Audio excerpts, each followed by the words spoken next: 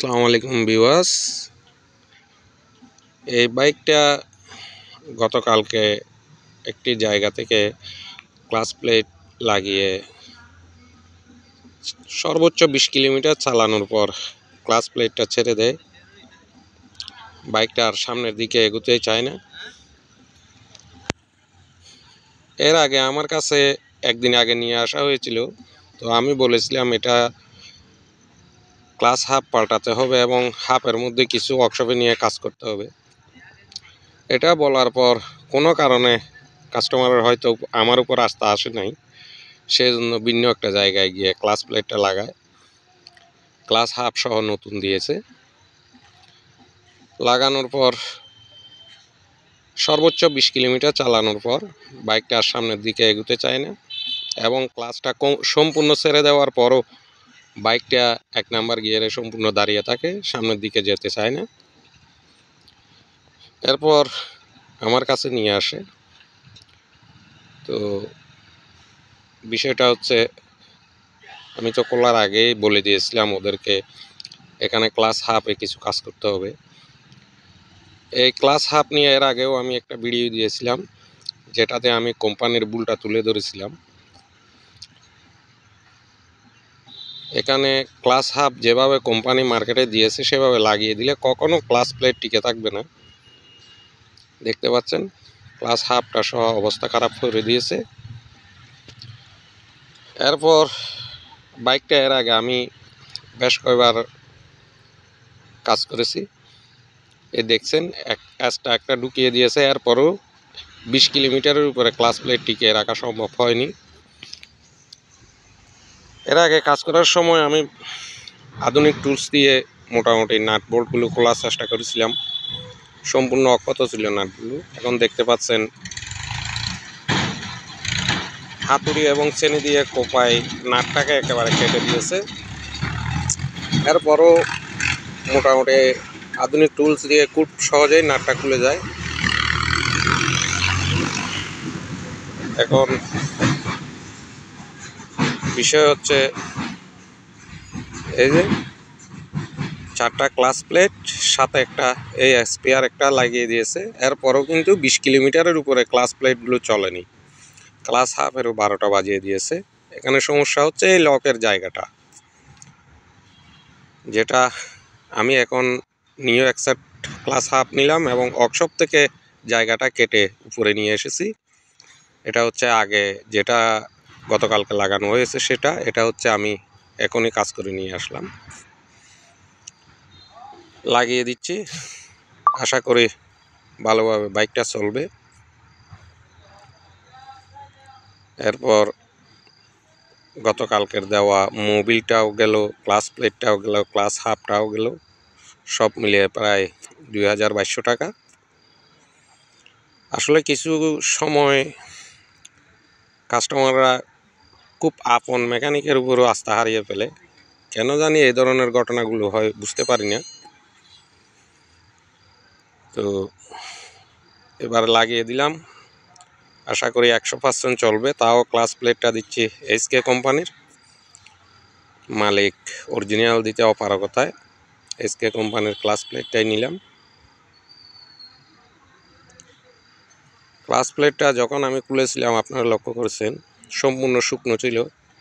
Clutch প্লেটগুলোতে একটু মোবিলও দেয় নাই লাগানোর সময়, এগুলো আসলে মোবিল দিয়ে ভিজিয়ে দিতে হয়। এরপর আমি সেট আপ করে দিচ্ছি, মোবিল দিয়ে ভিজিয়ে দিচ্ছি ক্লাচ প্লেটগুলো।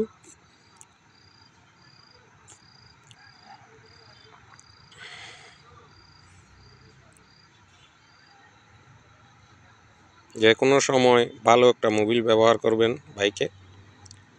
বাইকের লং লাস্টিং ভালো পাবেন। আমরা মনে করি 300 টাকা দামের মোবিল দিলেও তো বাইকটা চলে, আসলে চলে, কিন্তু বাইকের লাইফটা নষ্ট হয়ে যায়। সেই জন্য যে কোনো সময় ভালো একটা মোবিল দেওয়ার চেষ্টা করবেন।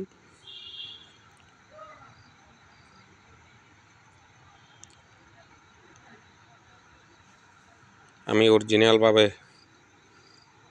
4টি ক্লাচ প্লেট দিয়ে সেট আপ দিতেছি, এখানে স্পেয়ার কোনো ক্লাচ প্লেট দিতেছি না, কারণ এই স্পেয়ার ক্লাস প্লেট কিছু কিছু কাস্টমারও বলে একটা নাকি স্পেয়ার দেওয়া যায়, ওভার দেওয়া যায়, কিন্তু এটা দেওয়ার অসুবিধাটা কি সেটা বুঝে না। যখন কোনো এক মেকানিক ভাই লাগিয়ে দেয় তখন বুঝতে পারে গিয়ারটা হার্ড হয়ে যায়, গিয়ার দেওয়া সম্ভব হয় না। আসলে এখানে যদি 4টার জায়গায় 5টা দিয়ে চালানো যেত তাহলে কোম্পানি সেটা করে দিত। এটার নির্দিষ্ট একটা গ্যাপ এবং মাপ আছে, এর বাইরে করতে গেলে বিভিন্ন ধরনের প্রবলেমে পড়তে হয়। এর আগে যখন লাগিয়ে দিয়েছিল তখন এই শ্যাপটা একেবারে ইনপুট শ্যাপের সাথে ঠেকে গিয়েছিল, ওই জন্যই ক্লাস প্লেটগুলো টিকতে পারে নাই।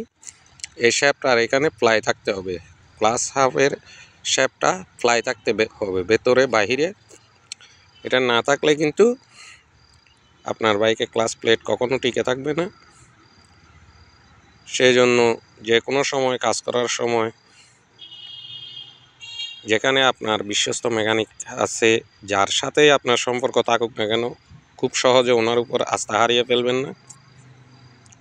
মনে রাখতে হবে যে কোনো মেকানিক কাজ করার সময় ছোটোখাটো একটা আপনার সাথে মনোমালিন্য হতেই পারে।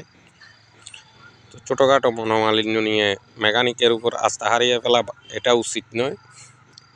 এই ভাই প্রায় 2200 টাকা নষ্ট করলেও শুধুমাত্র কিছুক্ষণের জন্য হয়তো উনি আমার উপর আস্থা হারিয়ে ফেলেছিলেন, সেই জন্য। যাই হোক, আপনারা দেখে শুনে আপনার কাজটা সম্পূর্ণ করে দিতে পারবে এরকম একজন মেকানিকের সাথে যে কোনো সময় সম্পর্ক রাখবেন। এটা আপনার জন্যও ভালো, আপনার বাইকের জন্যও ভালো।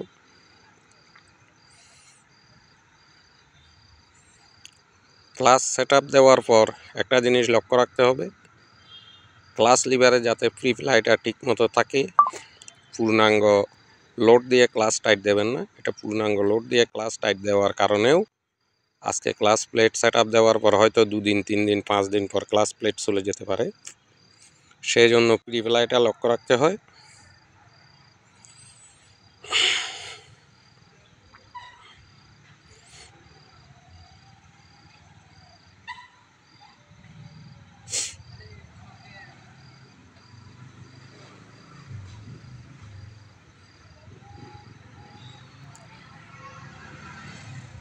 কাজের সময় আধুনিক টুলসগুলো ব্যবহার করে কাজ করা অতীব জরুরি হয়ে দাঁড়িয়েছে। এখন নতুন নতুন বিভিন্ন কোম্পানির বাইক আসতেছে, আপনারা হাতুড়ি দিয়ে পিটিয়ে কাজ করবে এমন মেকানিক দিয়ে কখনো আপনার বাইকটাকে হাতুড়ি পেটা করবেন না, এতে আপনার বাইকের পারফরম্যান্স নষ্ট হবে।